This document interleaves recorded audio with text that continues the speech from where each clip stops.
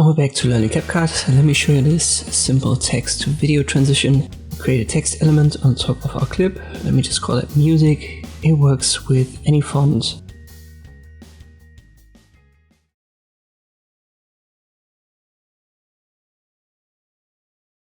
Let me just pick this one artist. I'll make it a bit bigger.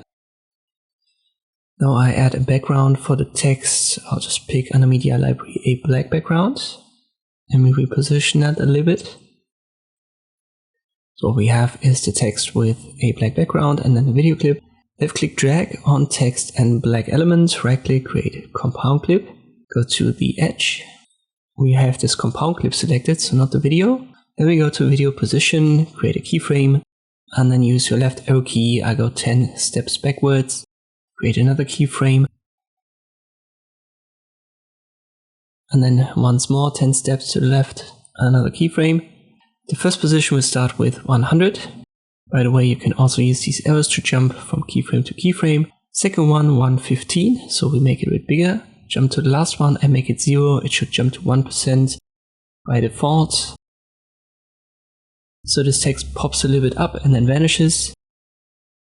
That's what we want. You can right click and show keyframe animation and then add graphs to these keyframes to have them ease in. It's going to smoothen out the scaling a little bit.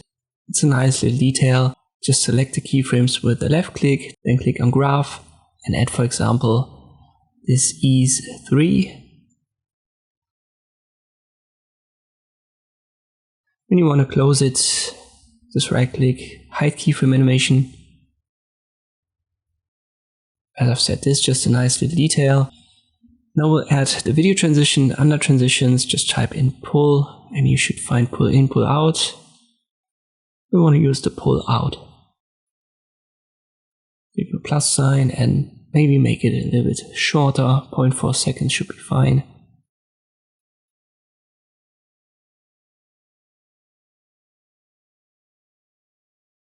And now the text gets sucked in and the video then jumps from outside of the frame into the frame.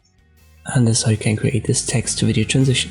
I hope this video was helpful. Thank you for watching and I'll see you next time.